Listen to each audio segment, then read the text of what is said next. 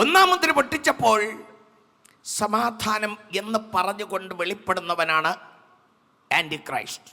കാരണം ഭൂമിയിൽ നിന്ന് ഒരു സെക്കൻഡ് കൊണ്ട് കോടാനുകോടി മക്കൾ കാണാതെയായി പോകുമ്പോൾ ജനമെല്ലാം നെട്ടോട്ടം ഓടി പരക്കം പാഞ്ഞ് അയ്യോ എന്ന് നിലവിളിച്ചുകൊണ്ട് വേദനപ്പെട്ട് ഇനി എന്ത് ചെയ്യുമെന്ന് ആലറിക്കൊണ്ട് നടക്കുമ്പോഴാണ് ഇതാ സമാധാനമെന്ന് പറഞ്ഞൊരുവൻ വരുന്നത്.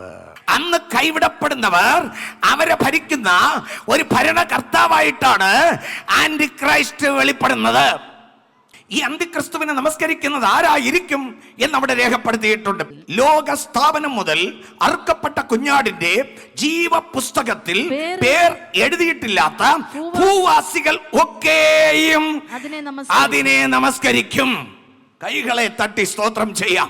അപ്പോ ജീവന്റെ പുസ്തകത്തിൽ പേർ എഴുതിയിട്ടില്ലാത്ത സകലരും ആന്റി ക്രൈസ്റ്റിന്റെ പ്രതിമയെ നമസ്കരിക്കും. അപ്പോൾ ജീവന്റെ പുസ്തകത്തിൽ നിന്ന് പേർ മായ്ക്കപ്പെടാതെ നീ സൂക്ഷിക്കപ്പെടുകയാണെങ്കിൽ, കർത്തൃക്കാഹളം യുഗാന്ത്യത്തിൽ ധ്വനിക്കുമ്പോൾ, മരിച്ചവർ അക്ഷയരായി ഉയർക്കുമ്പോൾ, ഞൊടിയിടയിൽ നീ രൂപാന്തരപ്പെട്ട് അവരോടൊരുമിച്ച് സ്വർഗോന്നതത്തിലേക്ക് പറന്നുയരും.